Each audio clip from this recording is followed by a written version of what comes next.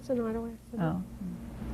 Good. I'm Judge Susan Peck, and I'm here this morning with Senior Judge Ellen Bree Burns for an interview for the Connecticut Bar Foundation Oral History Project for Connecticut Women Lawyers. And I'd like to start, Judge Burns, by asking you to tell us a little bit about your early background. Well, I was born in New Haven, Connecticut, on December 13th, 1923. I lived in Hamden, Connecticut most of my life and went to my education there. I went to Spring Glen Grammar School in Hamden, Hamden High School.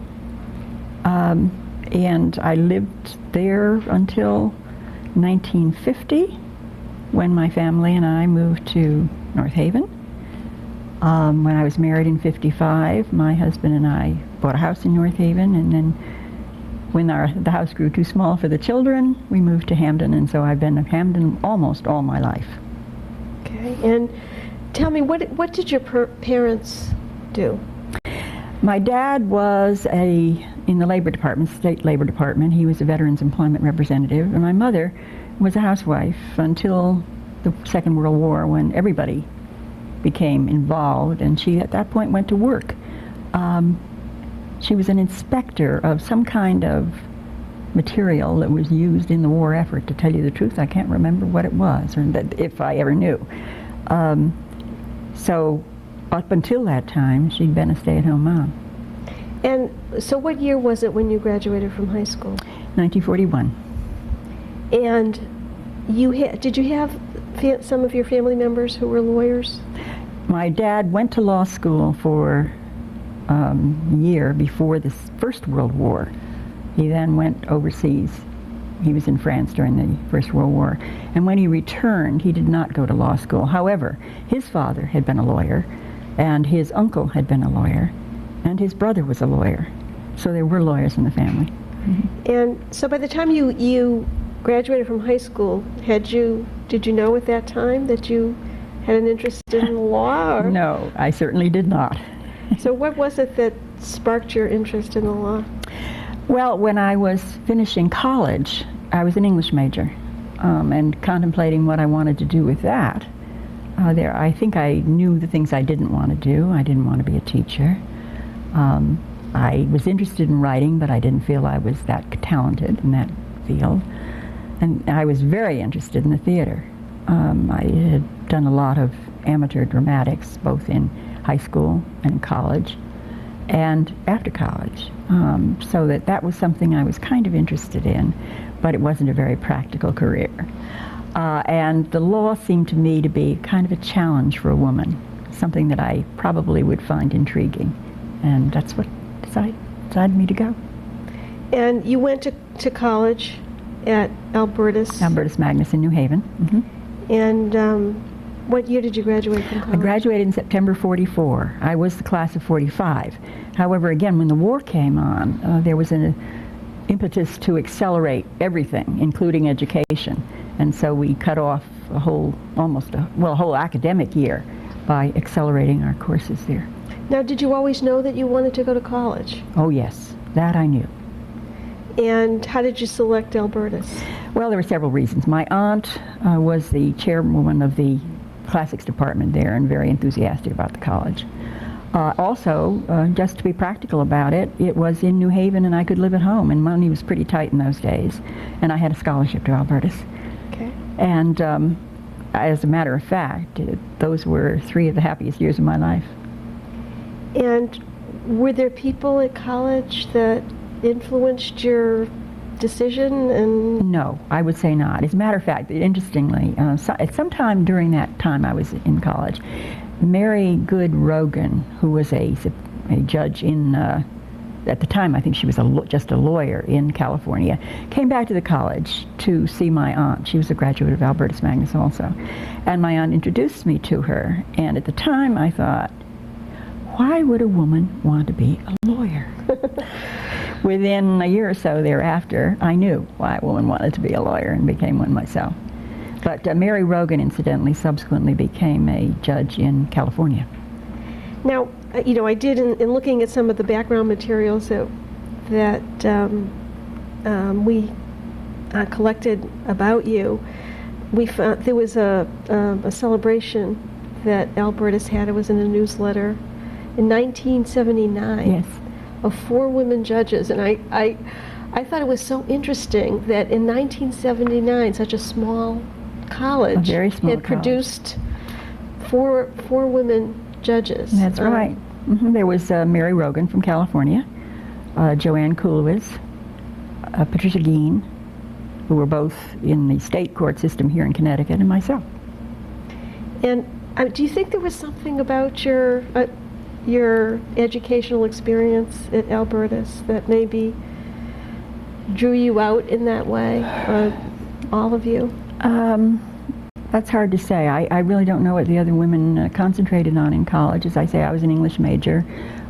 It was a liberal arts education, of course, and I had studied languages, not political science or anything that some people think is a proper background for a lawyer. I don't think that's necessary at all. But I don't believe there was anything in particular about my course of study that shoved me in that direction. It was just thinking of the options for women and the kinds of things you like to do, and I always liked to challenge. And it seemed to me that there were very few women in law, and it was an opportunity to accept a challenge, and I wanted to do that. And there are, a number of women's colleges now who have moved away to co-ed, to move toward co-ed Yes. education, and I wonder if something is we're losing something. I in think that. we are. I think we are. I know that my own college, Albertus, is now co-ed, and that was really driven by financial considerations. And I'm sure that I know it's doing fine because I happen to be a trustee of the college, and it's doing very, very well right now.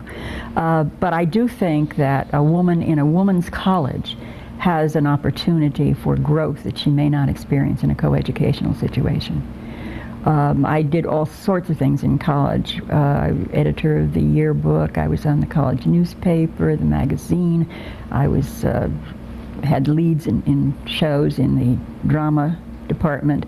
I think that I was able to take leadership positions that might not have been so available to me in a coeducational school, especially at that time in history.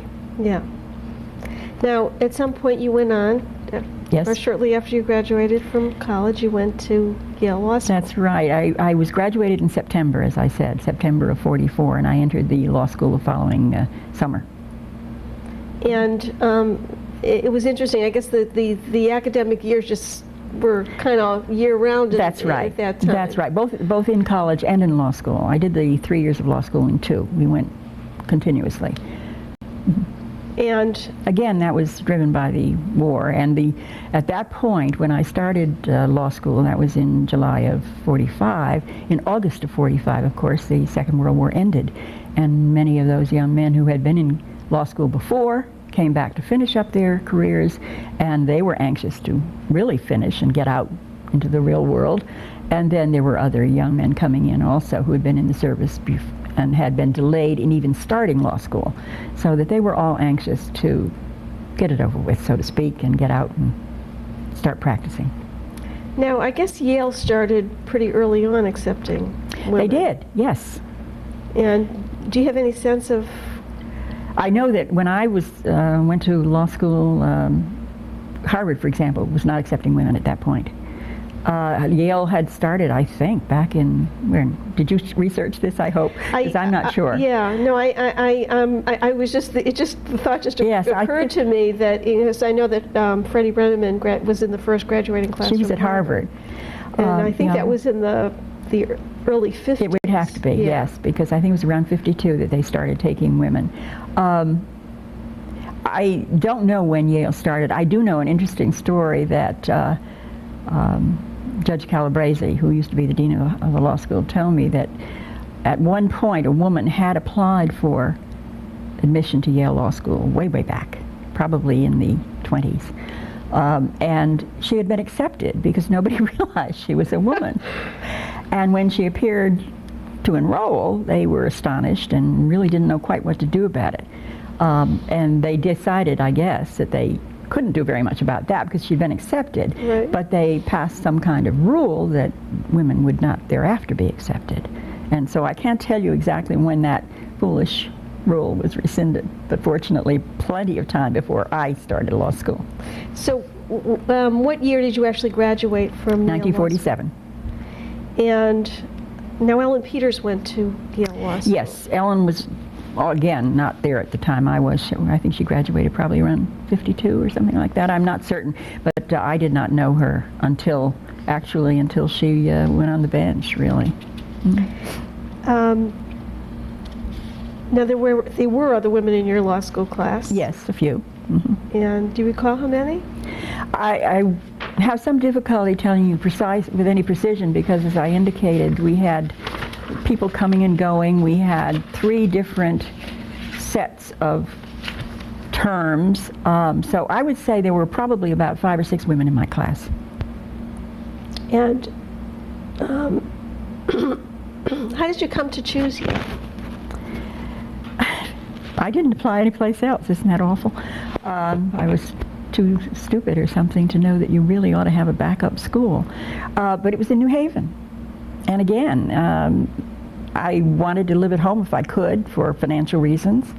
And I knew that it was the best law school in the country, as has been confirmed many times. Mm-hmm. So I applied, and fortunately for me, they took me.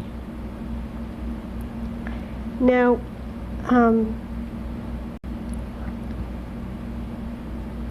what did your family think about you going to law school? They were delighted. They were very proud. My family has always been very supportive of me, and unlike some families of that generation, they didn't see any limit to what women could do.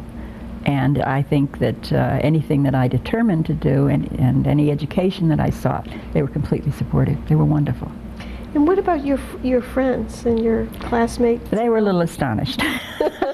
Yes, there was no one else in my class that went on for something like that. Of course, obviously, subsequently, women did go to law school from Alberta's, but my classmates in general got married and had families, and some of them, before marriage for a few years, were involved in the business world, but in general, they weren't taking that kind of approach, which is much different from what the women are doing today, of course. So how old were you when you started law school? Started law school, I was 21, and I was 23 when I finished.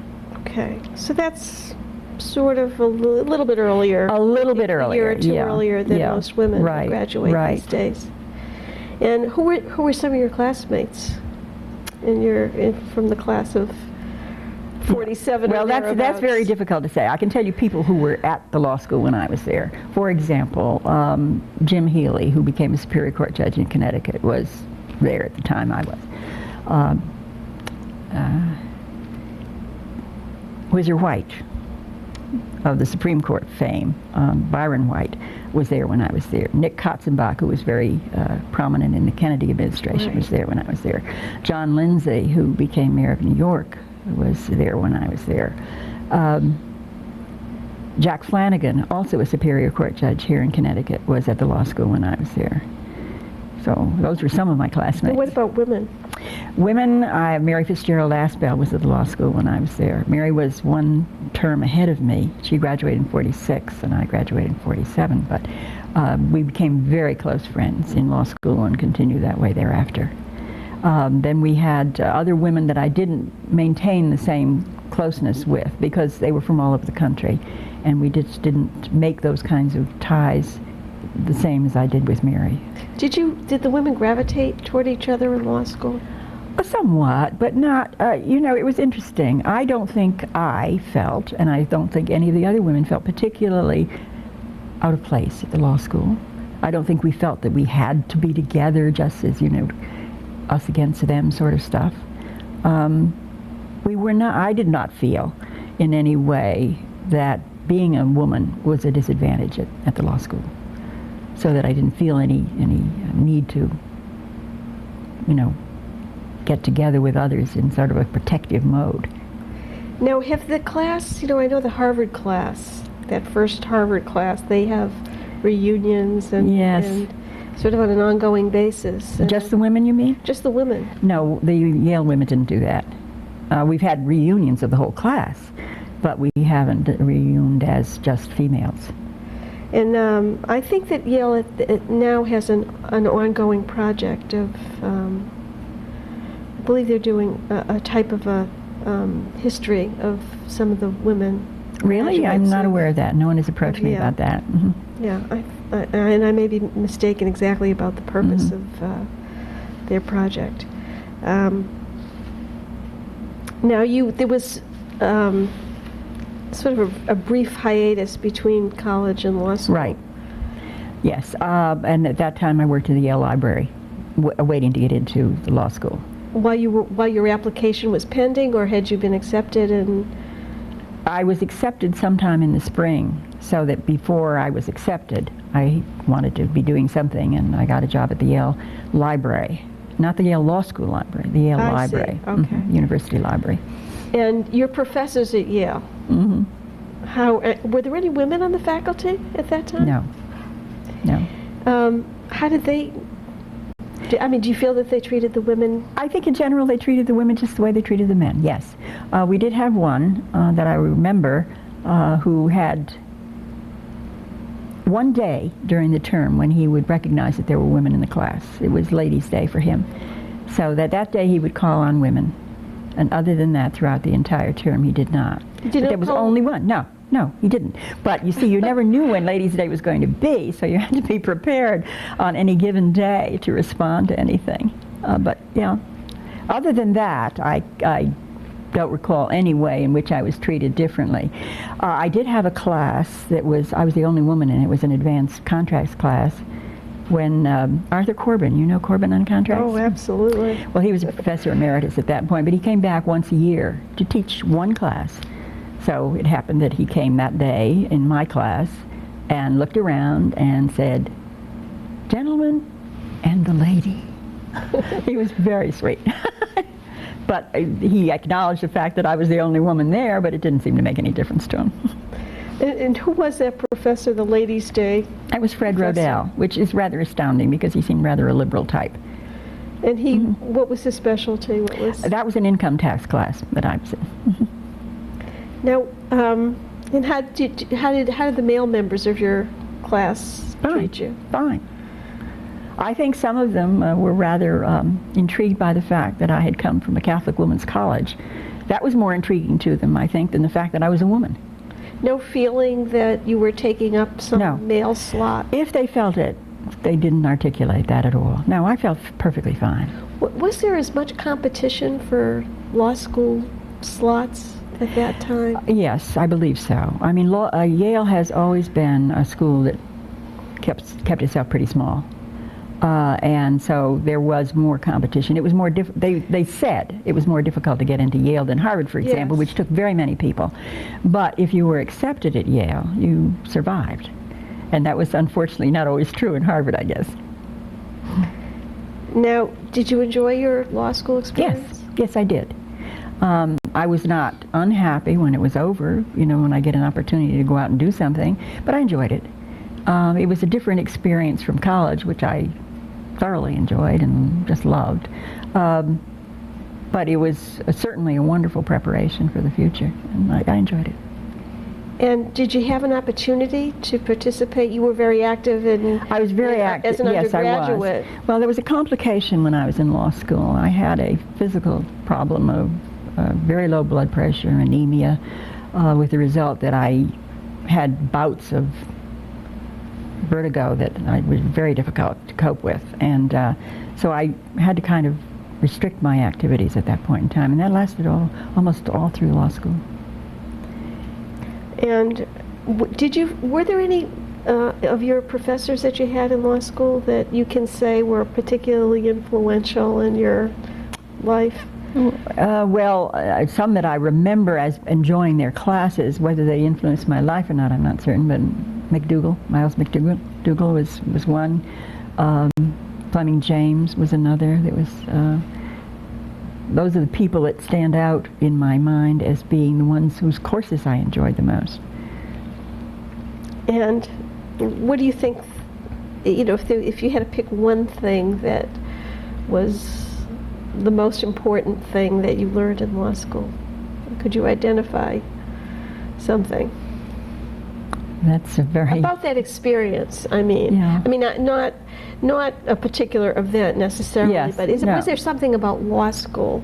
Well, I think law school teaches you to thoroughly examine the problems that come to you and approach them with a logical attempt at a solution. I think it's a molding of your thought process. It's very important that you get out of law school. And what did you hope to do with your law degree? Well, I had hoped that I might be able to go into practice of law as the traditional law practice. But that was very difficult in those days. It was very difficult to find an opportunity to do that. And the first job that I was really offered was to be an assistant to a commission that was revising the Connecticut statutes. And it seemed to me that that was probably something that I could profit from, because of course going to Yale you learn the law but you don't learn the Connecticut law. And I thought that I might be useful to them and at the same time be going through a learning process. The result of that experience was that Elmer Ryan, who later became a Supreme Court judge, but was at the time the legislative commissioner, approached me because of my work with the commission to ask me if I'd work in his office, which was the legislative commissioner's office, and they were the persons who supervised the legislation, drafted legislation, corrected it, advised the legislators about legislative problems, and that sounded sort of exciting. So I joined his group in 1949 for the 1949 session of the legislature. And how many people were in that office at that time? Actually, there were only two of us doing bill drafting in addition to the commissioner. There were some attorneys who worked on a part-time basis and who were appointed strictly along political lines. So while they were useful, they were not there all the time and they were not that helpful. So there were really two of us who were drafting the legislation. And at that time, did the legislature meet every year? No, every other year. Every other year. And in the even-numbered years, we had to publish the statutes and gear up for the next session because sometimes the committees were meeting, so that you would be working with the committees. Now, I just want to back up for a minute and talk a little bit about your efforts and your experiences in seeking employment after law school. And I guess the first question is, did the law school have assist you in any way in trying to secure employment? Not really. I remember they sent me to one law firm, and when I got there, the position had been filled. They were not recruiting anymore, and they didn't know why the law school had sent me there. And they sent me to another firm, and I had been informed by someone who knew that firm that I was wasting my time going there because I was a Catholic, and they never hired Catholics. And I thought, this is absolutely absurd. And I went and was astounded when the second question asked me was, what is your religion? But the law school, no. I must say, much as I love Yale, it was not particularly helpful in that regard. And so how long did it take you? Actually, the legislative commission, the commission that was revising the statutes, it was Mary Fitzgerald who put me onto that particular opening. She had heard about it, and she thought it might be something that I would enjoy doing, and she was right. I did enjoy it. Yeah. And what did she go on to do in law school? Mary met a gentleman named Bill Gordon, who was a practicing lawyer, solo practicing lawyer in Hartford, and he invited her to join his practice, which she did, and she stayed there till she was on the bench. Ultimately became Gordon and Fitzgerald, and then Gordon, Muir and Fitzgerald, and then, as I say, she continued on until she went on the bench. And that's, I think that firm is still in existence. It's now called Gordon, Muir and Foley. So yes. Well, Bill Gordon, unfortunately, died relatively young, and I think George Muir is dead also. But they've maintained the names in the firm. Now, did you take the bar exam? Oh, yes. After law school? Oh, yes. And what was that like at that time? Well, I always liked taking exams. Would you believe that? And so that was no problem at all. Well, that was in the years before the multi-state. So. Yes, there was no multi-state in those days. But I do remember going home and saying to my family, this may be one exam that I didn't pass.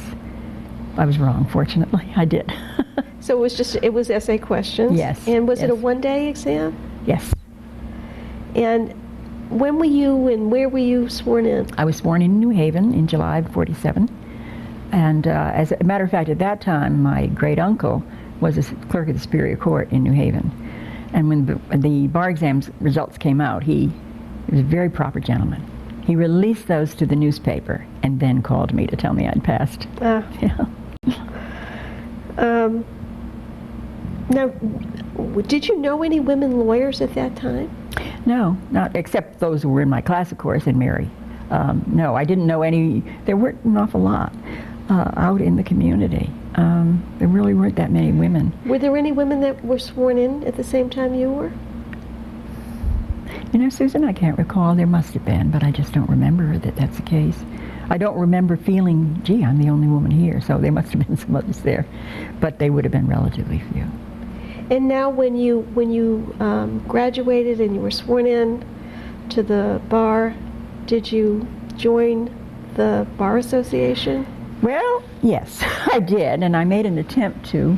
I remember the first meeting I went to, the New Haven County Bar Association. I read it in the newspaper that they were having the meeting, and I went up to the door. A very nice man met me at the door, and he said, "Young lady, I think you're in the wrong place." And I said, "Is this a meeting of the Bar Association?" And he said, "Yes." And I said, "Well, then I'm in the right place." And he was a little bit astonished, but he was gentlemanly enough to let me in. But I was the only woman there. And where did they have their meetings in those days? I don't remember. I'm just where curious that was. if they Yes. still had, if they had them then at the Quinnipiac Club, or as so many meetings now. Yeah, I don't believe that was the case. I just don't remember where it was, but I think I don't believe it was the Quinnipiac Club. I couldn't help you out on that. I'm sorry. And I'm just thinking. Remember, it's a long time ago. You know, it was, and I'm thinking. I remember when I first started practicing, and I was a member of the Federal Practice Committee of the Connecticut Bar Association, and at that time, we used to meet at Maury's. Oh yes. And you know, there was that whole controversy before it, yes. not too long before that time. Yeah, about women whether, weren't members. Yeah. No, I know when I was in law school, the only time I ever had a meal at Maury's was when one of the young men invited me to go there. Women were not permitted to be members. Yeah. And I think that there was an issue at some point about whether or not, you know, the Connecticut Bar Association should continue to have meetings there because they wouldn't allow women to be members. Yes, I can remember going to meetings there of the Bar Association, the State Bar Association we're talking about now. Yes, I can remember that. And other than that, I wasn't allowed over the threshold for quite some time. Now, were you a member? Did you join the Connecticut Bar Association? Yes, I did. By the way, speaking of women, the Quinnipiac Club had early on when I was starting to go there, they had a rule that there was only a certain part of the club that was open to women. And I don't know whether you're familiar with the dining room on the second floor, but yes. Or third floor, I guess it is. The judges, local judges, have lunch there quite often. Okay. Still do, as a matter of fact. So yes, I know they do. But when I was in the Superior Court, and I was the only woman in the Superior Court, and I went over to the Quinnipiac Club to have dinner or lunch rather, with some of my fellow judges, and walked into that room, and it created a flurry. As a matter of fact, Dick Lee, who was at one point Mayor of New Haven, you recall that?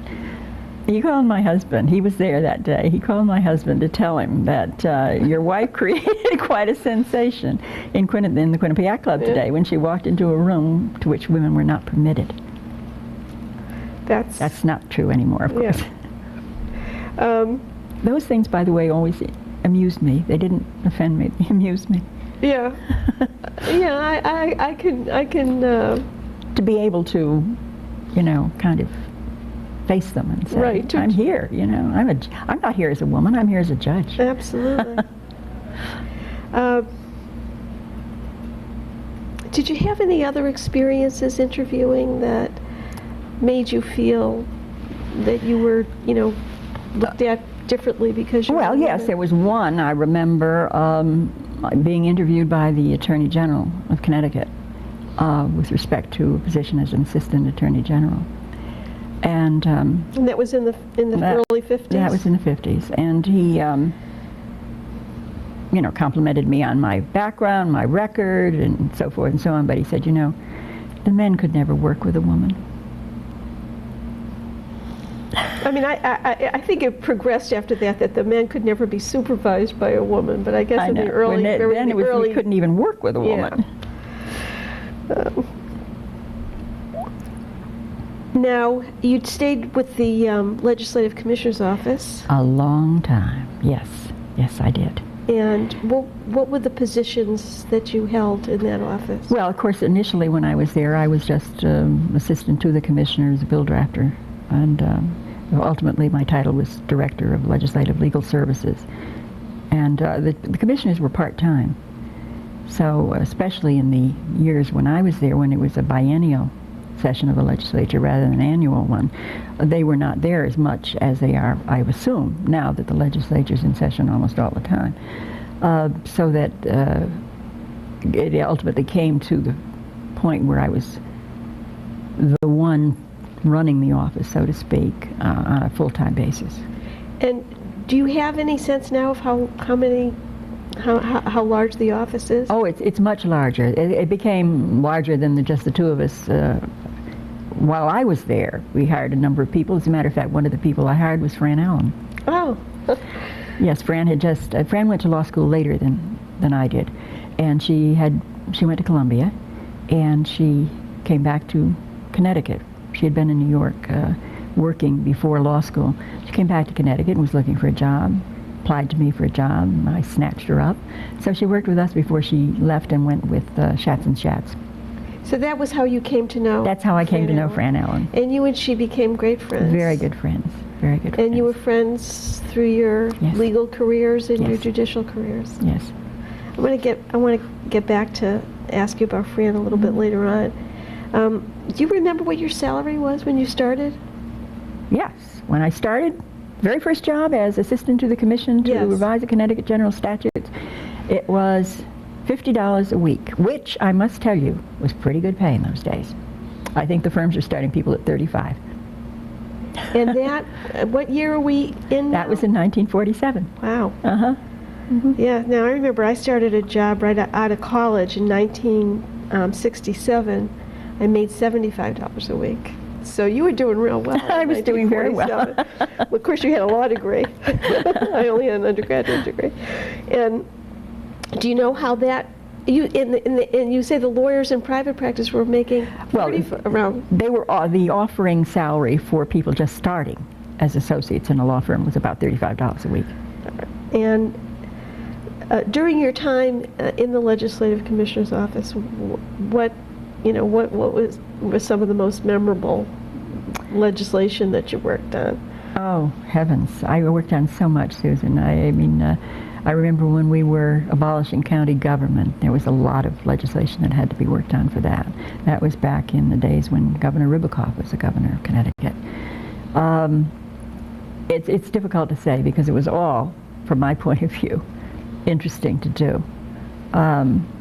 We would revise whole departments of the state government, welfare department, for example, so that I can't really pick out a particularly intriguing piece of legislation. And I worked on absolutely everything, anything that a member of the General Assembly asked me to do, assuming that I could advise him that it was legally feasible to do it. I would work on that. Now, did you work on the penal code? Yes.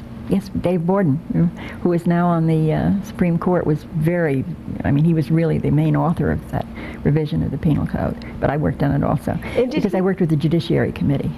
Did he do that as an employee of was he in private practice at that time? I believe he was in private practice. He was not affiliated with our office.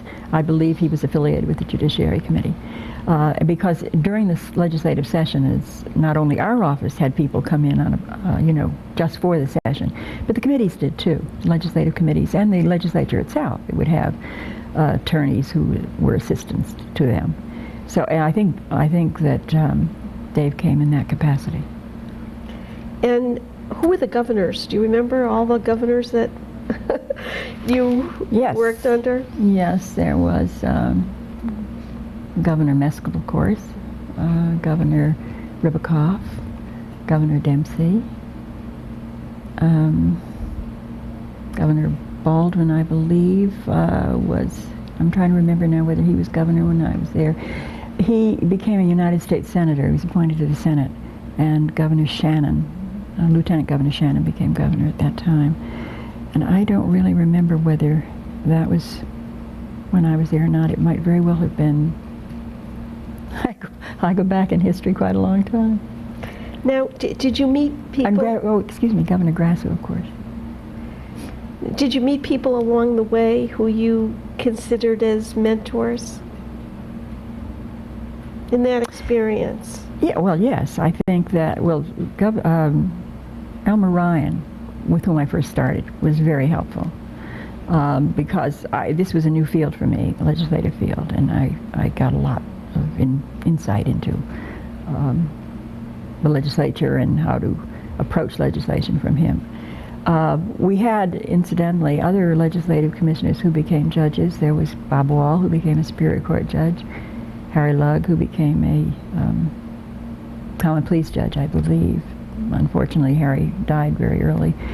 They were all interesting people to work with and were helpful to me, although I think Elmer Ryan was the one who really got me started. And what was your workday routine like? Well, when the legislature was in session, it was very hectic, and it could be till all hours of the night because I had all sorts of legislators coming to see me. As a matter of fact, I had lunch recently with someone who was in the office at the time. She said, "Do you remember when we had to hide you in the back office because everybody wanted to talk to you about their legislation?" Very, very busy, so that I would be there quite late at night. I remember one time coming home from the legislature at about 4 o'clock in the morning and having to get up to go to a Memorial Day parade that my son was marching in. Now, how did you, in the early days, when you first went to work, how did you get to work? Automobile. And you drove yourself? Mm-hmm. Is that right? Well, in the very earliest days, we were in a kind of carpool. People coming from the New Haven area carpooled up to Hartford. Ultimately, after I was married and I had children and so forth, I drove myself because I had to be available if something came up and to be able to get back, quickly. So at what point in your legal career did you marry? I married in 55, so it was about 8 years after I was graduated from law school. And I was at the Legislative Commissioner's office at that time. Yeah. And what did your husband do? My husband then was a television newscaster. He was the first person in Connecticut who did that kind of work because we had only one TV station. It was then Channel 6, it's now Channel 8, and Joe was their first news anchor. So that's what he did then. And how did you meet him? Through my interest in the drama, I joined an amateur drama group and he was in it. Oh. And we were cast in a play together. Do you remember what the play was? Yes, it was called A Good Woman. It was by Arnold Bennett. I certainly remember it. And what was his attitude about your career? He was wonderful, wonderfully supportive. He was not threatened at all by what I was doing. And interestingly, in that connection, I remember him telling me one time after I was on the state court, Superior Court, we were at some kind of meeting. The judges had meetings where the spouses were invited. And some of the male judges said to me, How do you cope with a woman like Ellen? Well, he coped very well. And he was always very supportive. He was, thank God. And when was your first child born? Mary Ellen was born in 57. And how did you manage that? Well, interestingly enough, long before I was married, long before I thought about being married, my mother had said to me, if you ever get married and have children, I want you to keep on with your work and let me take care of them. And that's precisely what she did. So that was great. And as a matter of fact, years later, she said to me, the happiest years of my life were when I was taking care of your children, which I guess said something about when she was taking care of my sister and me, but that's what she said. And how were your children spaced? My daughter was 3 when my second child was born, and 4 when my third child was born. So the two boys are only 12 months apart, but there's 3 years difference between Mary Ellen and her older brother. And with your first child, with your daughter, how much time did you take off from work? Well, I had to take a month off beforehand because I was living in New Haven, and my doctor said he wasn't going to Hartford to deliver that baby. All right, he didn't want to take any chances, I guess. And then I was home for about 6 weeks after she was born, and that was the same with all of the children. And then you went right back to work. Mm-hmm. Mm-hmm. And your mom, did she come to your house? Or Yes, she did, every day. She didn't live that very far away from me. But she really enjoyed it. That was my mother's love of life. She loved children, and she was very nurturing and very, good for them. So how did you balance your career? Because you didn't have just a 9-to-5 job. Obviously, when the legislature was in when session. the legislature was in session, it was not a 9-to-5 job. But one of the reasons it was a good job for me at that time was because when the legislature was not in session, I could live a pretty regular life. And indeed, since they were biennial sessions of the legislature, I could plan on being with the children for a month solid every summer. And we had a place at Cape Cod, and we would spend that month up there. So that while the legislature was in session, it was difficult for the family. I think overall, that kind of job was good for a woman who was trying to balance both family and work. Did you ever consider stopping working No. for a while? No. Just never It never contemplated it? No. And how do you think, how do you think your children, do you think it impacted? I've often wondered about that, but my daughter has volunteered that she thinks there was no problem whatsoever, and that indeed I was a better mother because I was working, because she felt my life was more balanced and I was therefore happier. I don't think that the children resented it. I'm not certain. I know that to the extent that I could, I was there for everything that involved them. For example, my two sons played basketball from the time they were in 4th grade right through high school. I never missed any of their games except one, and that was when I went to a mother-daughter luncheon with my daughter. As a matter of fact, I was considered the mascot of the team because the other mothers weren't coming. It was interesting. I always used to think that was so interesting. I used to kill myself to get to Absolutely. to my children's events, and I would be one of very few mothers there. I think those of us who were working felt when we could be with our children, it was important that we be there. Yeah. And this basketball meant a great deal to my sons, and I wanted to be there to cheer them on. As a matter of fact, my boys went to high school in Waterbury, and they went to Holy Cross High and played football there. And their football games, fortunately, were in the evening, and I was sitting in Waterbury, so I could go to the football game after court. I always managed to get to anything that involved my children. And so doesn't sound like there was any noticeable impact I don't on think your so. legal career because No. you had children? No. Or on your children because you had a... I don't really think so, Susan. At least I hope I'm not being too sanguine about it, but I don't think so. I think that, I wouldn't give up my children, certainly for anything. They're more important to me than the legal career. But it was fortunate that I was able to have that also. And I have to thank my husband and my mother for that, for their cooperation in that. Now, all three of your children are lawyers. They are. They are. And that's interesting because I never really talked to them about this as a possible career. I mean, it was up to them to decide what they really wanted to do themselves. My sons went to law school right after college. My daughter, on the other hand, joined a religious order when she was 18 years old. She went to Smith for a year, and then she joined this religious order. She's a sister of the Apostles of the Sacred Heart. And that's a teaching order. And after she was graduated from college, she began teaching. And then the woman who was in charge, the Mother Superior, came to her and said, we think we'd like you to go to law school. Now, do you think they chose her because her mother was... I don't know. They certainly knew that law was in the family, but my daughter, she is my daughter, but I can say it with truthfulness, she's a very bright woman. And I think they saw that she would be someone who would do well in law school. Mm-hmm. And the idea was that they wanted to start branching out their mission, not just teaching. So Mary Ellen went to law school, and at the same time, another one of the sisters went to medical school. And she didn't talk to me, by the way, about the possibility of going to law school until after she'd consulted with an attorney in New Haven whom she knew I felt was a very sound person. She went to him to talk about whether she should go to law school or not, rather than her mother. And it was only after she decided, yes, she was going to apply, that she told me about it. And are your sons married? Yes. Mm-hmm. And do they have, what do their wives work? No. They don't? Well, now one of them, my son Joseph's wife, is working in the school where her children go to school, and she's has a pre-kindergarten class there. But up until that point, no, neither of those women work. That's interesting. Yeah. Mm-hmm. I think we're seeing quite a bit of that now, which is, I think is kind of an interesting evolution.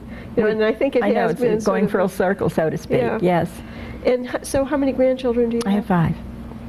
And that's what are the ages of your grandchildren? Well, Michelle is 14, Colleen is 9, Joseph is 8, Kyle is 3, and Corey is 1.5.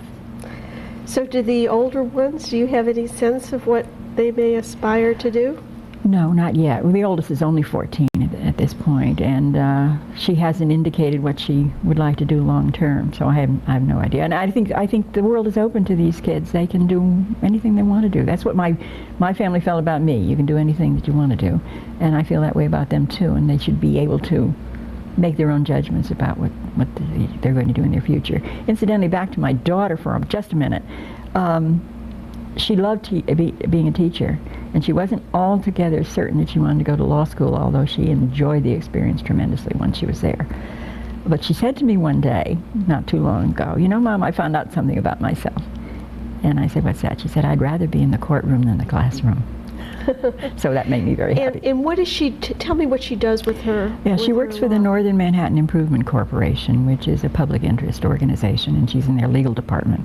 She had been with the Bronx Legal Services for a while, and then she was with Covenant House in their legal department for a while, but she's now with Northern Manhattan. And in connection with that, she's involved with the clinical program at Fordham Law School also. But she does, welfare law, entitlement law. Recently took on the city of New York with some other attorneys in connection with how they administered their food stamp program, and was very happy to get an injunction against the city because of their practices. And she went to federal court for that, and with a brand new federal judge that nobody knew anything about at that point in time, and wondered how he would approach these things. And she, of course, thinks he's the best judge that is sitting on the bench. That's so interesting that she's able to do that. Oh yes, and she lives in a convent. I mean, she's still in a habit, and she lives in a convent, and she's. And she goes to court in her habit? Oh yes, and so far she hasn't had any occasion when there was a jury trial. So that I don't know whether in that case the court might want her to wear ordinary clothes, in which case she's prepared to do it, but it hasn't happened yet. And your sons are in private practice? They're in private practice in Hartford. Mm-hmm. And tell me, in the course of your career and balancing your career with your family, have you had time to cultivate friendships with other women? Yes, yes. I'm still best friends with women I went to college with. There are 2 of them. We do a lot of things together, and we spend every New Year's Eve together. So those are good friends. And of course I had the friends in Mary Fitzgerald and Fran, who unfortunately neither one of them is with us anymore. But yes, I've maintained. It's a little difficult, as you know, when you have young children, to find time for your career, for the children, and for your friends. But I've maintained friendships over the years. I've had friends that go back to kindergarten. And not so obviously not all your friends are lawyers. Oh no. And you find plenty to talk to them about. Oh yes. Mm-hmm. And to share with them. At times, I know during law school it was very difficult to conceive of being able to ever again discuss anything else or think about anything else with the law. When I was in law school, my friends from college at that point were young mothers, most of them, so their concerns were with their young children, and mine was with my law school studies. So that was a little difficult to maintain as much contact with them at that point in time. Law school takes a lot of your time. But No. we've maintained those contacts over the years, nevertheless. And it's so interesting that you and Fran Allen and Mary Aspel, were among the first few women That's right. to become judges. That's right. Yes. And did you ever aspire to be a judge? No, I didn't, because you see, when I was a girl, and it's not quite the same now. I know you can apply to be a judge, but when I was a young lawyer, it was strictly a political appointment, and I was not a politician. Yeah, you were very apolitical. I had to be, I felt, in the position I was in, because I was accessible to both Republicans and Democrats for their legislation, and I had to have them feel that I had no particular bias one way or the other politically. So I never registered with a political party, and I still am unregistered. So I never took part in that. And I would watch judges being appointed and realize what the process was, and it was not something that I was, I thought, going to be even considered for. So how did it happen? Heaven knows. It was Judge Meskel, who was then Governor Meskel, who offered me the opportunity to be a judge. And I think I was known to the legislature, obviously, and they have to approve appointments. I was known to the governor because on rare occasions I would have to consult in his office with something, or he would ask me questions about something. So, and I think it was a time when people were beginning to think, we've got to get women on the bench. Now, we had some.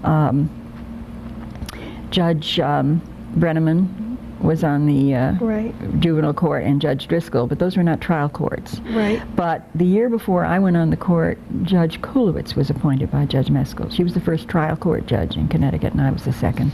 So what year were you appointed? I was appointed in 73. I took office in October of 73. And Joanne Kulowitz was appointed, I believe, as a circuit court judge. That's right. In 1972. That's right. In those days, we had 3 trial courts: circuit court, common pleas court, and superior court. And what were the differences between those courts? The circuit court was the court of lowest jurisdiction. It had tried criminal misdemeanors and the lowest type of felony. It had limited civil jurisdiction, small claims, that kind of thing. The court of common pleas tried only civil cases, and they had jurisdiction up to, I think, $15,000 demand. And the superior court was a court of unlimited jurisdiction, civil and criminal. And tell me, how were you, were you first notified that how did it happen? I mean, did you just get a phone call one day? And actually, it came to me indirectly through then Lieutenant Governor Clark Hull, who ultimately became a judge himself, as you know. But it was Clark Hull who called me up to his office one day and said, the governor's interested. Was he the lieutenant governor? He was the lieutenant governor. Yes, and obviously the governor had been talking to him. So he kind of paved the way, and then Governor Meskel and I met, and that's how it happened. And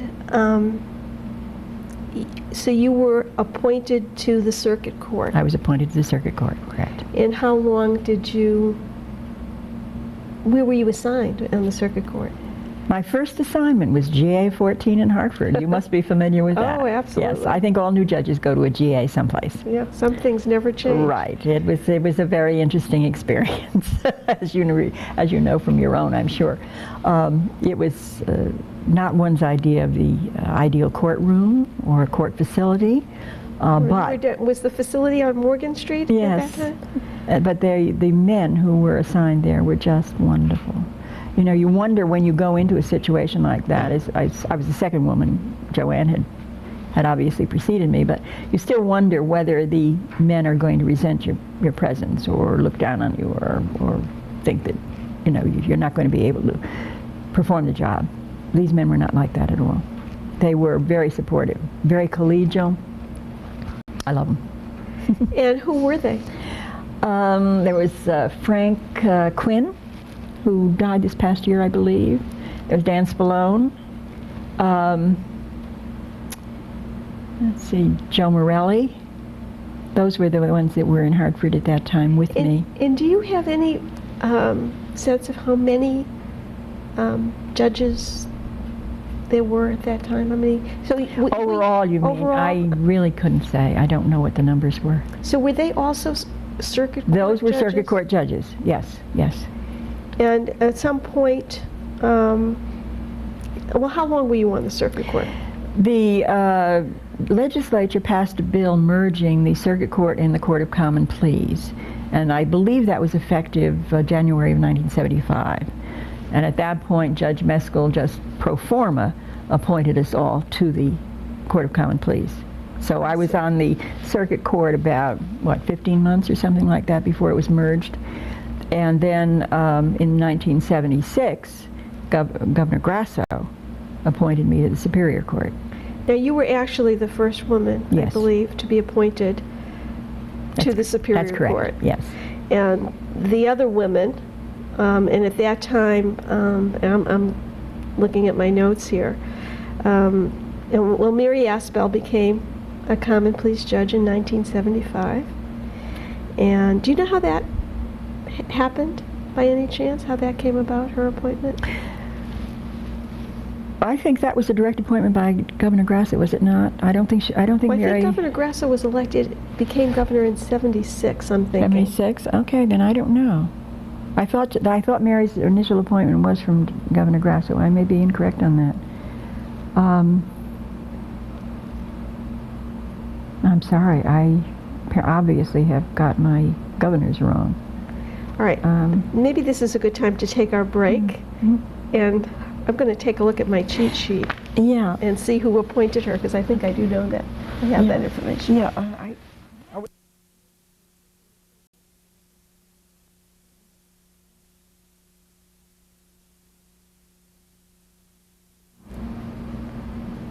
I think when we took our break, we were talking about some of the other women who were appointed and what courts they were appointed Yes. to and when they were appointed.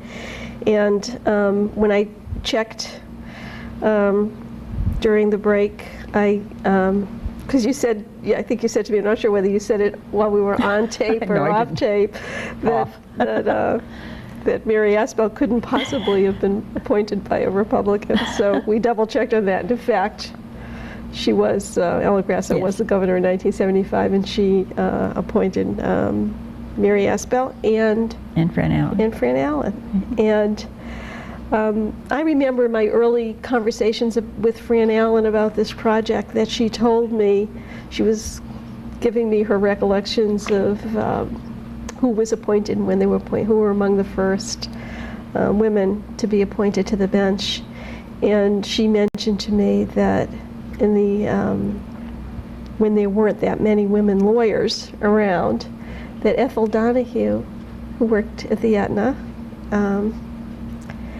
and who has sort of become famous for reasons unrelated to the law, Yes. or her career as a lawyer, her own career, yeah. used to have parties every year for all the women. She did. She had them both in her house on Prospect Street, and then she had a lovely home also in Manchester. And she's had women lawyers in both of them. They were lovely parties. Yeah, they were. And so you were invited to those? Yes, I mean, yes. all the women were, is that right? All the. Yes. And how many people would be there? Oh, there would be quite a number. I was trying to think back of some of the people who were there, because it's a while back now. I didn't get invited after I was on the bench, which I think was totally appropriate. But at any rate, Sadie Glanz. Do you remember Sadie Glanz? Who was a I remember lawyer? that name. Yes, Sadie used to be there, and of course Mary and Fran. I don't recall others beyond that, but there were other women there, yeah. And is that how you came to, were there any other associations? Now in Hartford, I know there's the Hartford Women's Yes. Attorneys Association. There was no special association for women attorneys. I am not totally in favor of that kind of thing myself. I mean, there's also a Women's Judges Association. I just feel that if there was a Man's Judges Association, we would be up in arms about it, and Right. rightfully so. And I just am not. Right. There's a National Association of Women That's Judges. the one I I'm think that's referring to. Yes. what it's called. Yeah. Yeah.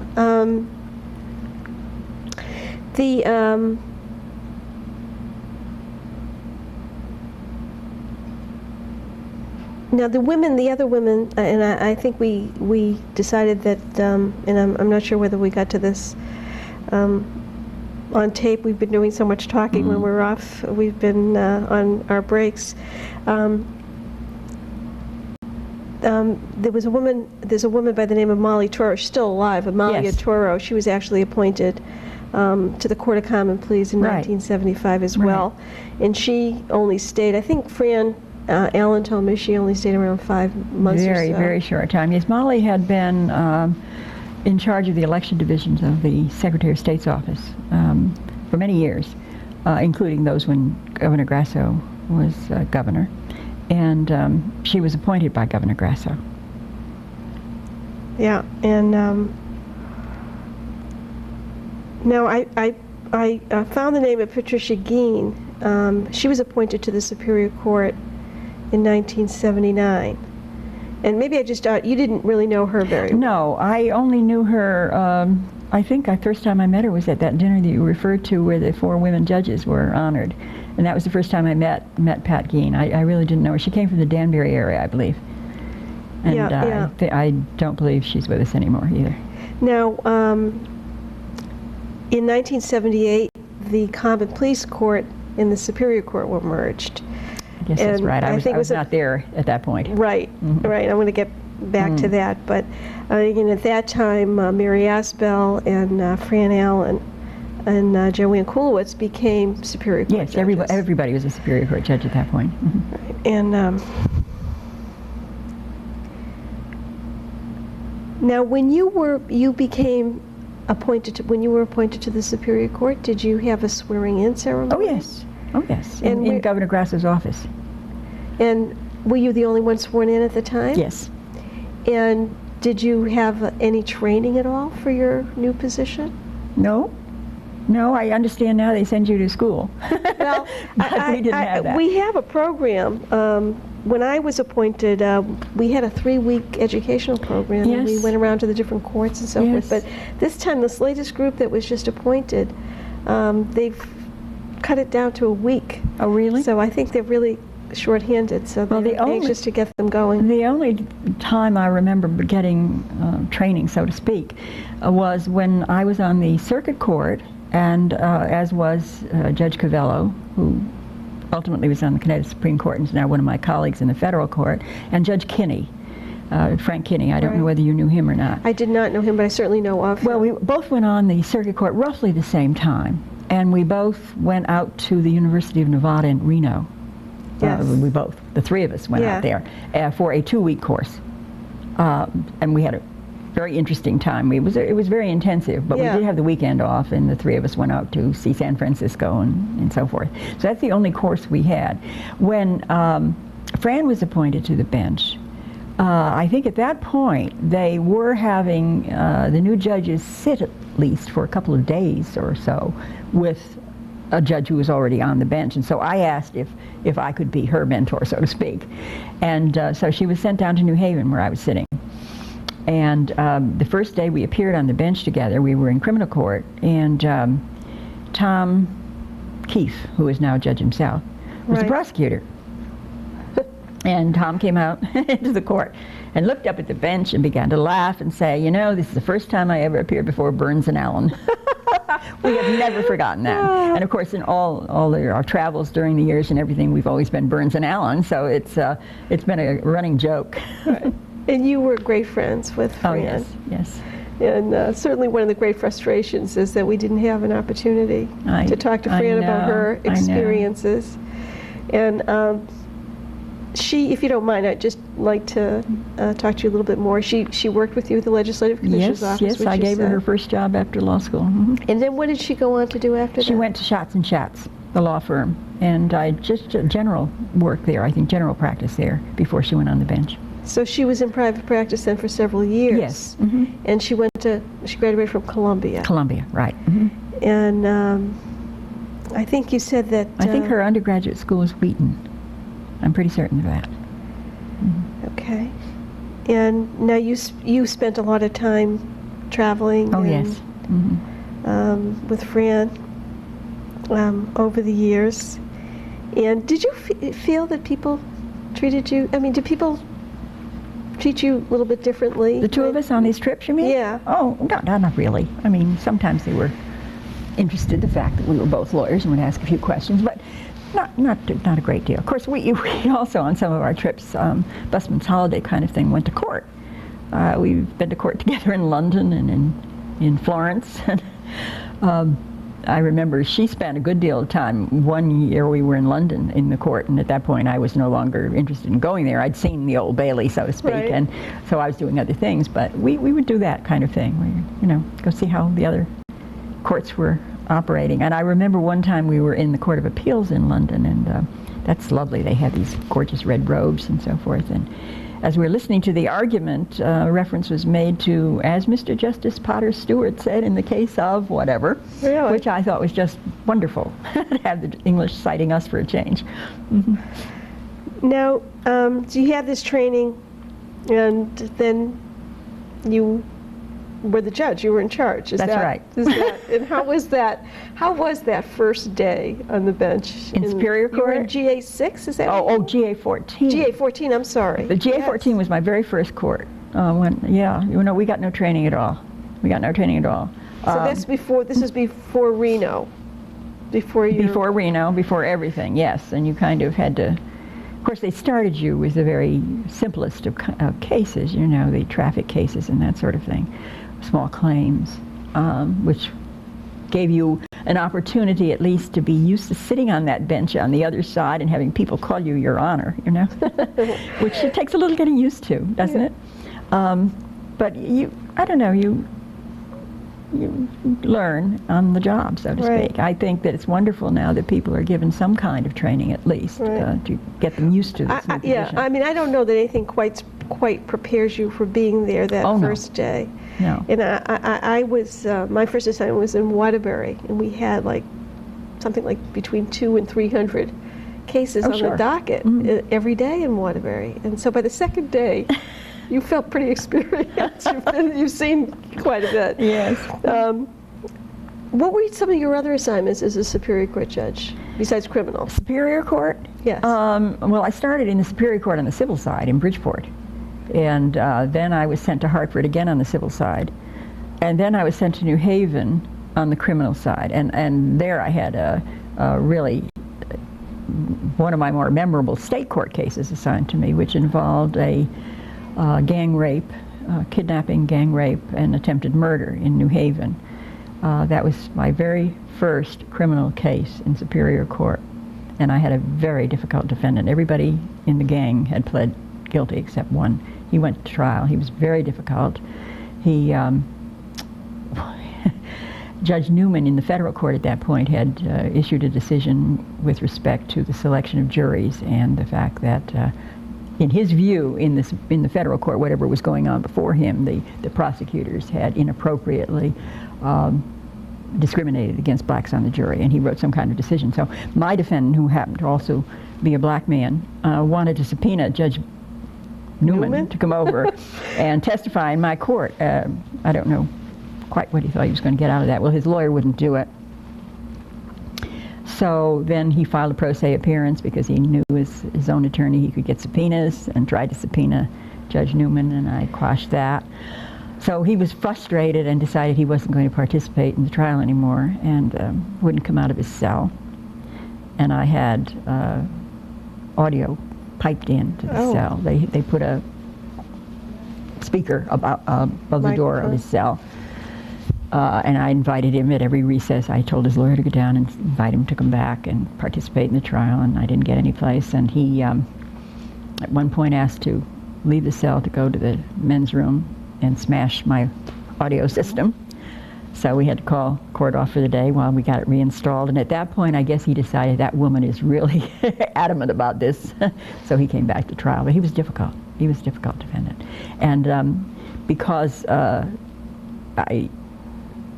suppose because I was a woman or something, people may have wondered about how I was going to handle this case. It was, unpleasant, very unpleasant. Yeah. But at any rate, when the trial was concluded, the presiding judge on the criminal side called me and said, "Well, Ellen, you've won your spurs." And that was the first time I felt a little strange about the relationship between the men judges and the women, because I really don't think he would ever called a man and said that. Yeah. I don't know. Yeah. But I found that I was much more comfortable with the judges of the circuit court than I was with the judges of the superior court, who were not as collegial, not as friendly as the judges of the lower court had been, which I thought was kind of interesting. That's too. interesting. Yeah.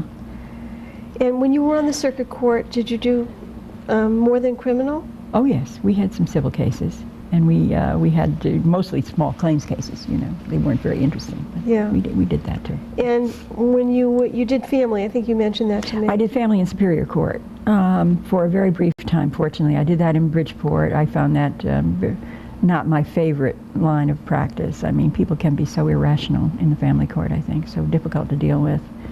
But that was relatively short-lived. I wasn't on the superior court very long. I was on there about 2 years, and sat in Bridgeport, New Haven, and Hartford.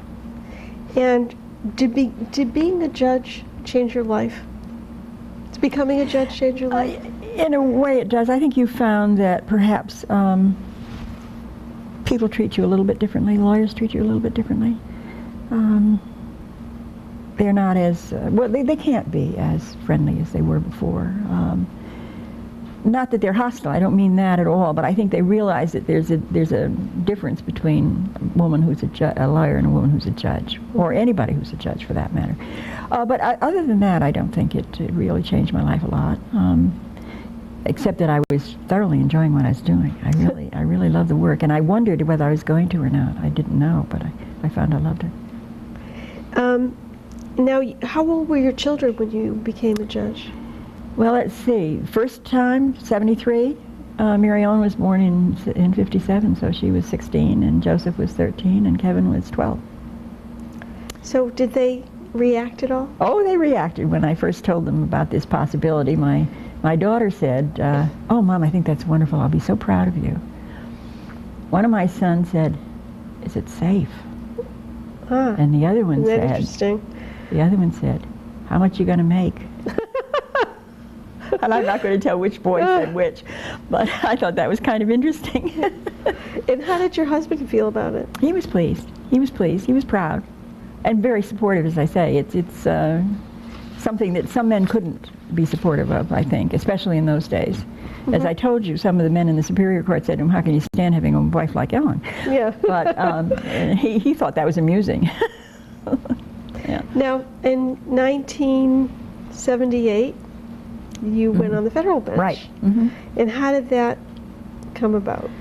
Well, I got a call on a Saturday evening from George Ritter, who was, I had known George. He was in law school with me, and he was politically connected in Hartford, and talked to me about would I be interested in becoming a federal judge. And I said, well, of course, who wouldn't?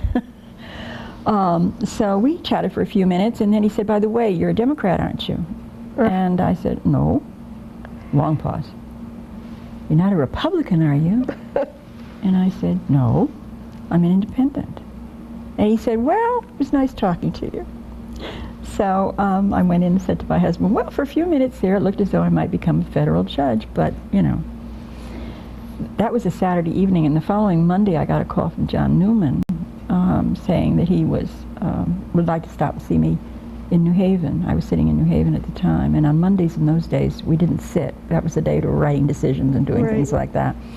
So John stopped in to see me and said, you know, would you be interested in being a federal judge? And I said, well, I'd love to be considered. And no, he was on the federal bench. He was on the federal bench at that time in New Haven. Yes, because I remember I clerked for Judge Zampiano in 76, 77, and there were 4 federal judges at that time. In New Haven, there was Judge Newman, Judge Zampiano. In Hartford, Judge Clary and Judge Blumenfeld. And Judge Zampiano had taken senior status, so that there was a vacancy. That's right. That was my year, actually. Mm-hmm. At the end of my year, he took senior status. So, as I say, Judge Newman said, how would you like to be a federal judge? And I said, I'd love to be considered. And he said, that isn't what I asked you. I said, how would you like to be a federal judge? I said, well, you know, yeah. And he said, well, okay, go to Washington on Thursday and meet with Rubakoff. And that's what I did. And on the way home, I understand it was on the radio that I was his nominee. And did you feel prepared for that? I didn't job? know whether I would, I knew it was going to be quite a difference, but I at least was comfortable as a judge. Right. So now it was a matter of learning the Subject matter. The subject matter, yes. And a lot of it is very much similar, of course, but there are some differences. So, and again, I must say that, Judge Clary was just wonderful. What happened was I was confirmed by the Senate on Thursday, and I got a call from Senator Rubakoff saying that he wanted to swear me in. And he wanted to swear me in on Saturday, and he wanted to swear me in Hartford because he was going to Israel the following day, and he wanted to participate. That was 2 days to prepare for this. And so I called Judge Clary, and I said, what am I going to do, Don't worry, I'll take care of it. And he did. He had everything, all the protocol was established in Hartford at his courthouse, and he had even arranged for a caterer to come in with coffee and so forth for the people who were there, because since I was the first woman in Connecticut to go on the federal bench, it was sort of a media event, and everybody was there. I mean, it was jammed. A lot of my colleagues from the Superior Court were there, and a lot of politicians that I knew were there. Governor Grasso was there. A lot of people were there. So he was wonderful. Judge Clary was wonderful in arranging for all of this for me. And what was the date? May 17th, maybe, 1978, somewhere around there. Yeah. Mm-hmm. And there had been quite a while. Judge Daley was appointed the summer before. Yes. To the federal bench, but there had been a long hiatus from the time that I think Judge Newman was the one that preceded Judge Daley, and I think he came along in the 60s. Yeah. On the federal bench. Yeah, well, there were only 4 slots, right. So they didn't vacate them very often. No, they did not. They're lifetime appointments, unlike the Superior Court appointments. Now I remember that prior to you being appointed, actually there was a man who was appointed to that slot. Well, his nomination was. I'm sorry, that's right. That's right. I misstated that. Correct. Yeah. Yes, and that was really very embarrassing in a way, because that gentleman had been appearing in front of me in Superior Court when his name was mentioned for the federal court. And I recall telling him, I think this is wonderful. I think you're going to really love being a judge. I think it's marvelous. And then to find that he, after all, was not the nominee and I was very embarrassing. And to his, I think he was such a gentleman. He called me. He did. He called me. Now, that was Joe Adnolfi, and yes, it's no secret who it was. So. He called me and he said, I really had thought I'd like to have that post, but I'm delighted that you're getting it. So he was really very sweet. But he was truly a person of character. Yes. Well, I had that one case with him, and I didn't really know him, but I thought that was such a wonderful thing for him to do, to call me like that. Yeah. Now, I actually met him when I was clerking, because he was nominated. His name was out there anyway, as a nominee. And I remember one day Judge Zampiano asking me, after apparently having a discussion with him, if I would just have lunch with Joe and his law clerks that he had actually interviewed and hired 2 law clerks, and interestingly enough, he hired 2 women. I thought that was interesting, yes. That was very interesting, and that was Barbara Rogers. Barbara Rogers and Joan Margolis. And, Barbara, of course, is the staff attorney at the Connecticut Supreme Court, and Joan is the United States Magistrate now. Now. But you very generous. I remember thinking at the time when Joe's nomination fell through, that it was very generous of you. Well, perhaps it was in a way, but on the other hand, I got 2 dandy law clerks. You did. He picked very well. Yeah, and I'm sure that people thought, well, here we got the first woman judge, and she's going to go ahead and hire 2 law clerks. It was sort of unheard of. I was a solo law clerk, but all the other women I knew who were law clerks, there was a woman and there was a man. That's right. Never 2 women. I know. Well, I empathized with these women who thought they had a job and suddenly didn't have it. I knew they were good students from their transcripts and so forth, and he had interviewed them and found them obviously the kind of people he would like to use, so there's no reason why I shouldn't take advantage of his vetting process and hire these two women. And but I did say to them, you know, we really don't have it sewed up until the Senate says yes, but they came with me, and I was very pleased with both of them. Mm-hmm. So what happened with you? How was that experience, your Senate confirmation? Well, it was very easy. I think it's quite different now from what it was then. I went down for my hearing. There was one senator in the room. Senator DeConcini was the only one there. A woman had come down from Hartford to oppose my nomination. She was a litigant whose husband had divorced her. The divorce had been final long since. She was very upset about some of the property disposition and had appeared before me in the Superior Court in Hartford trying to get this divorce reopened, and I had refused to do that. So she went down to Washington to say that I was not an appropriate candidate because of what I had done in this case, which she claimed I had done because, this is very convoluted, her husband was represented by a man who at one time in the distant past had been a law partner of Governor Meskel, who had appointed me to the bench for the first time. And clearly this was a favor that I was doing for Governor Meskel. I didn't know who Governor Meskel's law partner was. And DeConcini asked me, do you want to reply to this? And I said, the only thing I can reply is that I did what I thought the law required me to do. And so then I felt sorry for her, by the way. I really did. She was very emotionally disturbed. And right away then you sat in New Haven. You were home. No, my first assignment was in Bridgeport. Oh, that's right. Yes. All right. And the bar down there was very nice. They were there to greet me that morning with flowers, which I thought was very sweet. Yeah. And was Judge Daly sitting in Bridgeport as well at that time? Oh, excuse me. You know, I am sorry. I was talking about the Superior Court where I sat first in Bridgeport. Okay. New Haven. Oh no, New Haven is my court. Yes. Okay. You're absolutely right. No, I remember. Yeah. I know that Judge Daly was in Bridgeport. Yes, he was in Bridgeport. Yeah. No, Daly was in Bridgeport. Clary was in Hartford, and Zampano and I were in New Haven. And who's let's see, the fourth? Judge Newman was. Newman, of course. Newman then went back to Hartford. Right, that's right. So he'd been sitting in New Haven. And he split his time a bit between Hartford and New Haven, even when it was just he, and he sometimes sat in Hartford, and then he went up to Hartford. Yes. So he was able to go home once I arrived. Right. Yes. And then he, of course, went on the Second Circuit after that. How was life as a federal judge different from that of a Superior Court judge? Lonelier. There was less contact with your fellow judges because we were scattered. You know, we had meetings occasionally, but you didn't see them that often.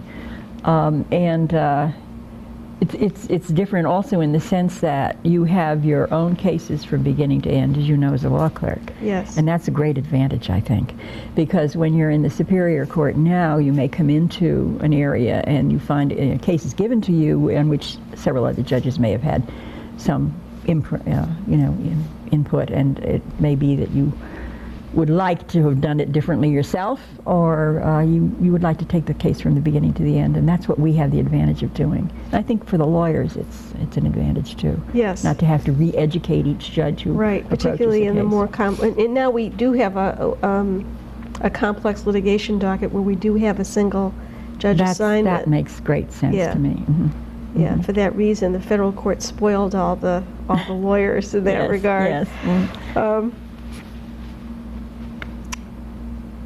Now, did you have the support in the federal court that you seem to have from some of your colleagues in the they state were always available to you if you had questions and so forth. And of course, we had law clerks, which we didn't have as Superior Court judges. Now you have a pool of law clerks, I understand. We didn't even have that. Yeah. But now I had two law clerks who were very helpful. My own secretary, I can remember having to put decisions in a box and hope that somebody would get around to typing them sometime when I was a state court judge, so that the infrastructure, so to speak, of the office is different, and it's very, very helpful. The clerk staff that's the clerk's office staff, was also most cooperative. And as I say, I had Judge Zampano downstairs if I wanted to ask a question. He's just so wonderful. Yeah, he was a great. Really. He was just a great judge to clerk for, because I he can just imagine. involved his clerks in everything he did, and it made it so valuable, such a valuable experience. And I know he was very generous with his time. I remember when Judge Daly went on the bench, he was very generous with his time with Judge Daly. And at the time that you were appointed, were there other women in the Second Circuit? In the women Second trial Circuit, judges or district judges? Constance Baker Motley had been on the bench in the Southern District for quite a while. She was appointed by Lyndon Johnson. But she was the only woman in the Southern District for a very long time until Jimmy Carter came to be president. And obviously, Carter had an interest in appointing women and other minorities to the bench. So more women came on at that time, one of whom, around the time I came on, was Mary Johnson Lowe, also appointed to the Southern District. There really weren't a lot of women, though. They've grown quite a bit since those days. They have, 13 women in the Southern District now, I think, who are... Out of how many?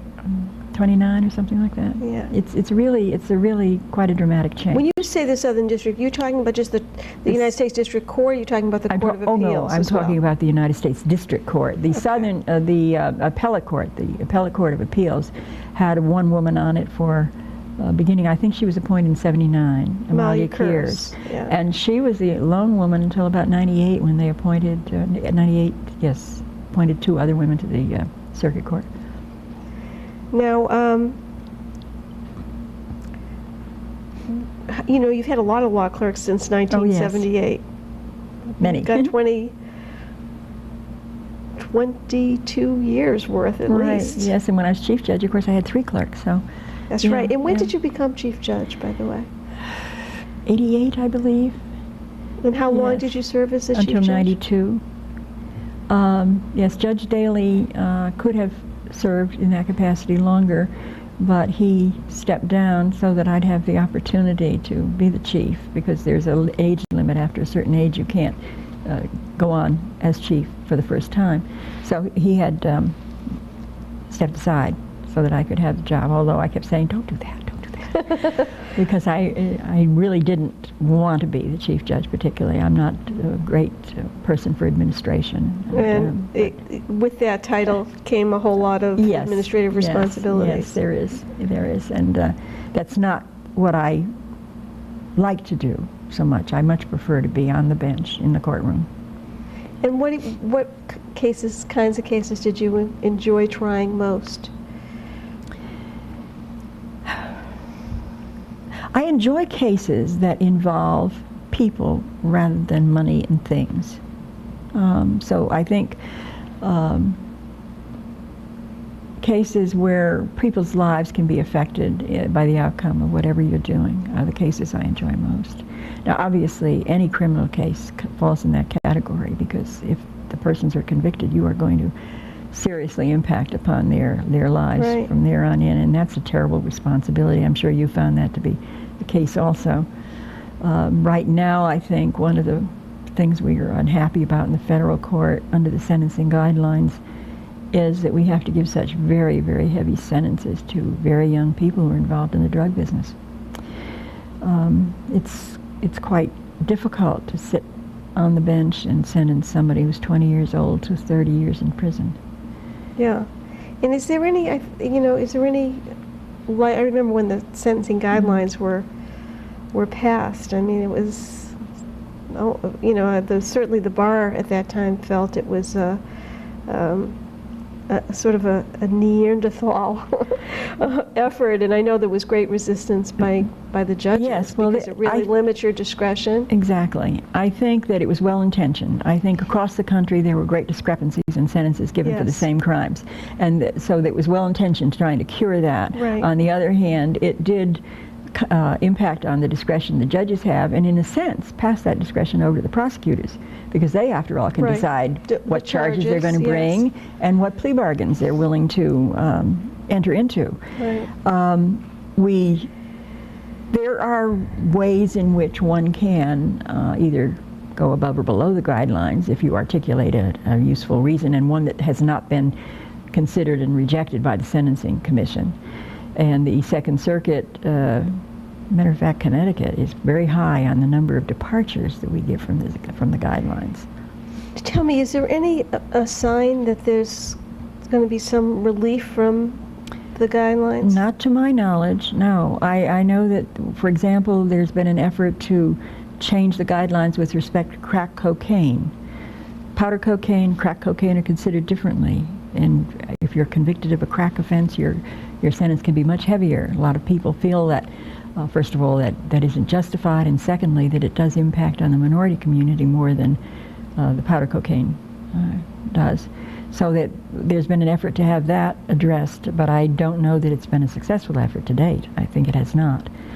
The Supreme Court, in a decision a few years ago, did indicate that, judges' discretion is not completely gone. In a given case, if you can articulate really reasons why the sentence which would otherwise be given to this person is not appropriate, you're going to be upheld. And I have been, as a matter of fact. I had a couple of cases which now keep getting cited all the time. They went up on appeal. I had departed from the guidelines, and I was affirmed. So do you recall the names of those one cases? was United States against Rieux, R-I-O-U-X. Oh, yes. And the other one was Milikoski. Okay. And,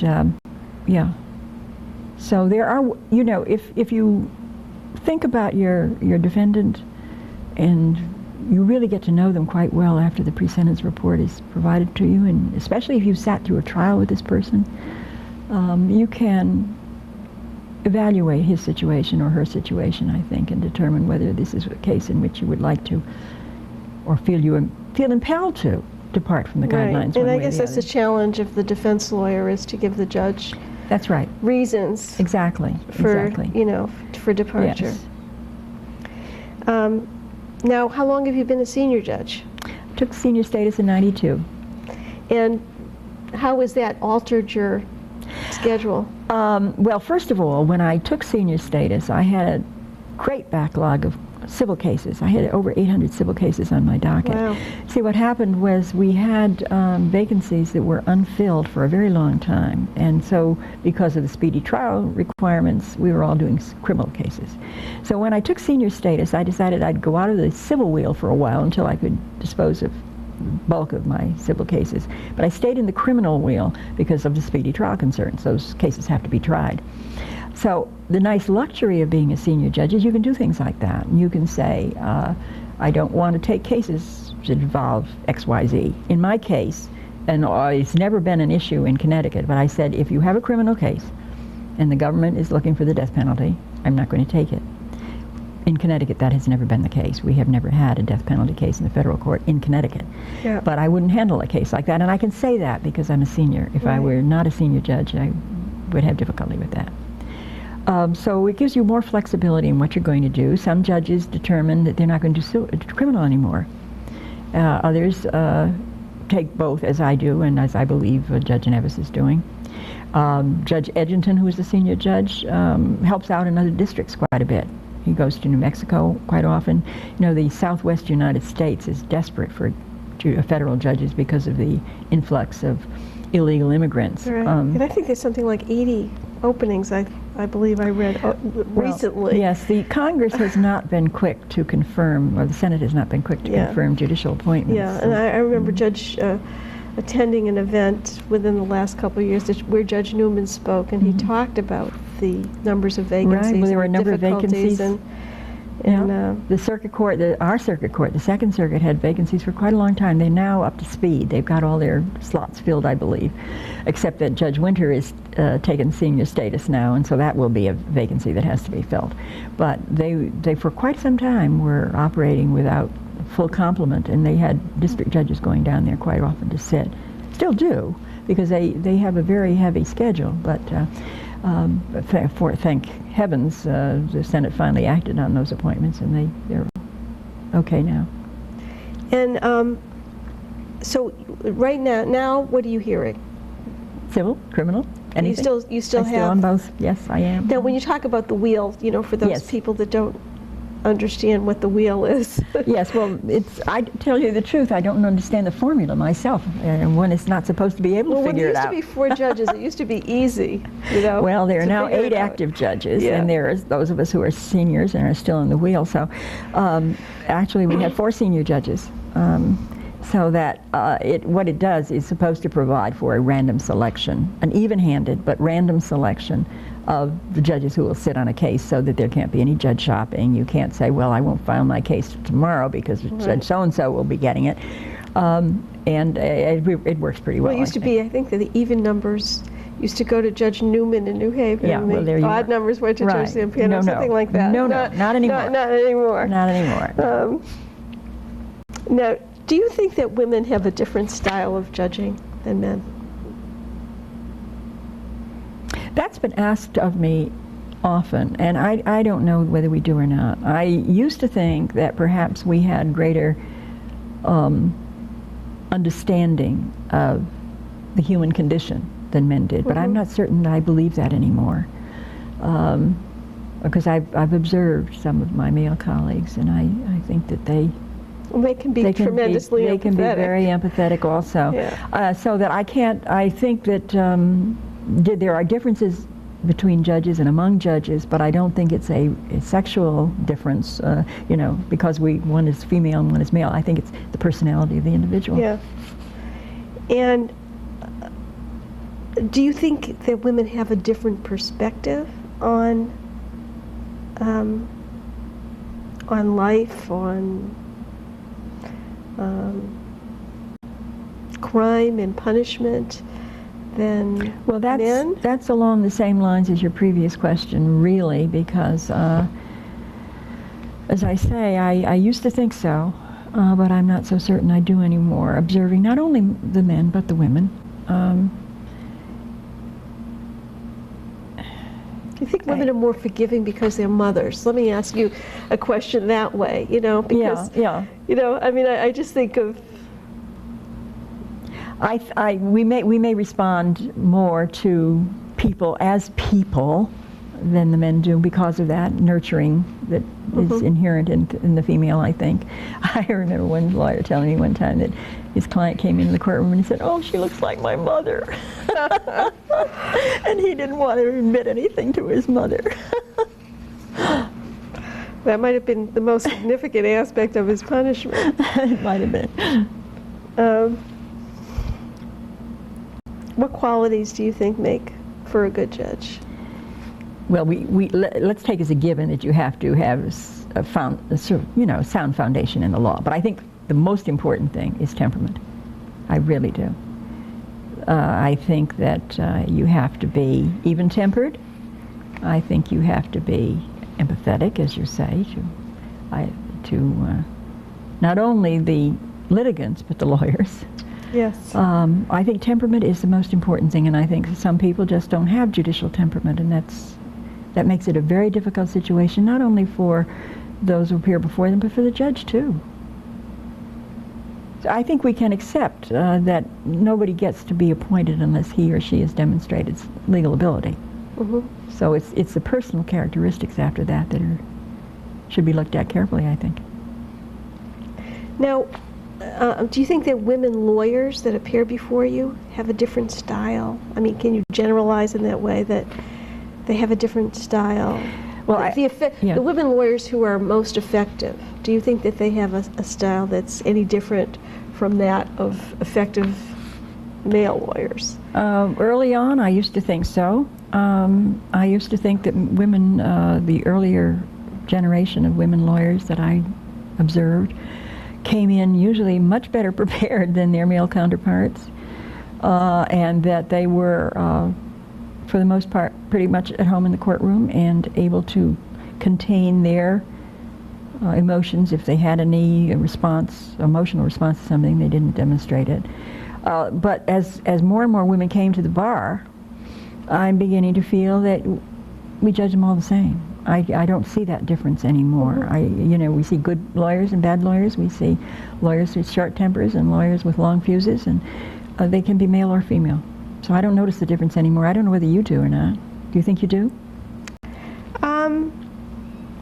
Not really, but I think that as a group, generally speaking, and maybe because there's still less of them in litigation, trying cases, that women are generally much more prepared or better prepared as a whole. Well, maybe as on a whole. average. I was going to say in the beginning, I thought that was the case almost uniformly. No, I do not think so. Yeah. Now I remember the women, who appeared in Judge Zampano's court being very impressive. Each and every one of them. There weren't that many of them, but each was really very capable and very well prepared. Now the second woman to come along on the federal bench was Janet Arterton, but 18 years later. It took 18 years. Yes. Do you think that that's a function only of the size of the bench, or the federal bench? Yes, it has. That has something to do with it. I hope it has nothing to do with the way I performed as a woman on the bench. I think it wasn't until we opened up to 8 slots instead of 4 that women were once again being considered. We didn't have very many vacancies until our bench was doubled. Then we had those vacancies for a very long time, as you may or may not know. Right, yes, I remember that. And then ultimately, we not only got Janet Arterton, we also now have Janet Hall. So we have the active judges, of the 8 active judges, we have 3 who are female. Yeah. That's a pretty good percentage. That's a lot better than it was for a very long time. Oh, absolutely. Now, do you consider yourself a product of affirmative action? I suspect I am. I think that both when I was appointed to the state court bench and when I was appointed to the federal bench, that had to be a consideration. It was a time when women were being more vocal about their interest in being recognized. It was a time when politicians were becoming more sensitive to the need to respond to that kind of movement. I'm sure of that. I credit all of my appointments to that. And what about now, though? Do you think that now I don't think it's it's not necessarily political correctness anymore that is well, it's still, I think that those who are in a position to do the appointing keep an eye on that kind of thing. But there are, it's not just women that now need to be recognized. It's other minority groups. It's African Americans, it's Hispanics, it's Asian Americans. They're not as well represented as they should be, and I think more attention is being given to that. So I think, as I say, I don't believe women have gotten the same kind of attention that they used to get. I think that we're now shifting to other people who also ought to be getting attention. Have you ever found that male lawyers respond differently to females? To female judges? Lawyers. To female lawyers. Again, we go back to one of my early experiences on the Superior Court. I remember there was a argument going on between a very young woman lawyer, marvelously prepared, really giving a great argument, and a man who was not prepared to respond to her. And he got so frustrated. He was very, very difficult, very abusive, and I really had to dress him down. And the young woman, I didn't know it at the time, this was her first argument in court. And after I ruled and so forth, I called her into my chambers because at that point she was in tears. And I said, this is not going to be your experience all the time. You obviously were well prepared for your argument. You get a great argument, and as you saw, I ruled in your favor. So don't judge all of your opponents by what you've experienced today. It's not going to be like that every time. And indeed, that afternoon, a partner in that man's law firm came over to the courthouse to speak to me, to apologize for the conduct of his colleague, and to tell me that he felt it was attributable to the fact the man was on some kind of medication, which is perhaps true. I don't know. But so in those days, I think that men were not prepared to have women as opponents and didn't know quite how to react to them. Now we're in the court all the time. I remember early on in the same experience in Bridgeport in the Superior Court, we just passed a law that allowed men to obtain alimony in divorce cases. Yes. I had a motion in front of me for temporary alimony filed by the husband. And he was a man who worked with his hands. I forget what he was, an electrician or a carpenter or something. And he had a hand injury, and he was just not able to work for a while. His wife was employed and making a pretty good salary, so I gave him temporary alimony, and I thought his lawyer, her lawyer rather, was going to have a stroke on the spot. But Judge, he said, no man ever asked for alimony. And I said, well, this man did, and he is entitled to it, and he's going to get it. So I think those were the funny little things that happened when, 20 some odd years ago that you don't find now.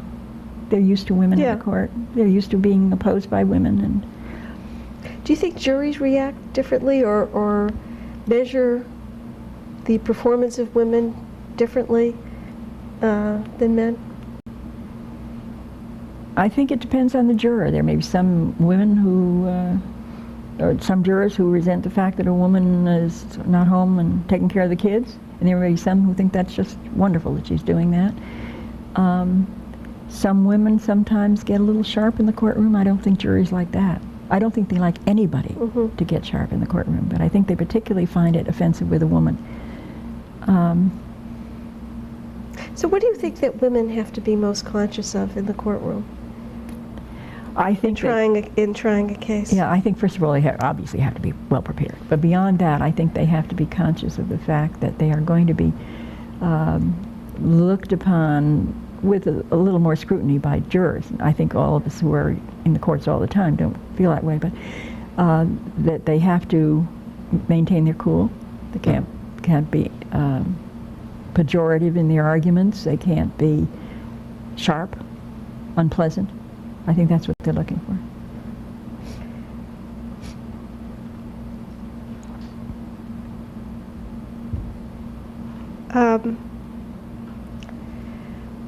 Looking back on your career, is there any one particular or any among your accomplishments, I don't mean to limit it to one, that really stand out? Of my accomplishments? Of your accomplishments. Well, my greatest accomplishment is Mary Ellen, Joseph, and Kevin. Always will be. Always will be. Other than that, I'm pleased that I had a role in the development of women in the law. To the extent I did, I'm pleased that I had the opportunity to have these various posts that I've had, and I've thoroughly enjoyed all of my experiences as an attorney. Yeah, that's wonderful. Now I'm going to, you gave a speech in 1974 at the Alberta's commencement, and I'm going to read you a quote from that. This is See if I still feel that 1974, way. mind you. You said, "What a better time to be a woman.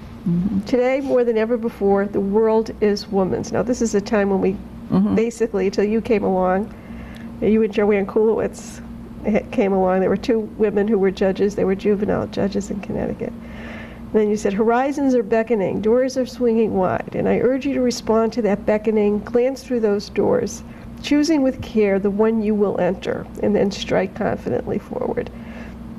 Now, what is the, given that statement that you made in 1974, what's your best advice to women contemplating a legal career in the year 2001? Absolutely go for it.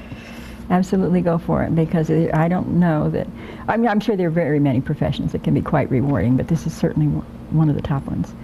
And it's intellectually challenging. It's an opportunity to make a difference in so many ways. It's an opportunity to improve the lives of other people, to play a role in making things better for them. I think the legal profession is a wonderful profession. I think it's more difficult these days than it used to be in terms of it's becoming more of a business than a profession for many people. That's unfortunate.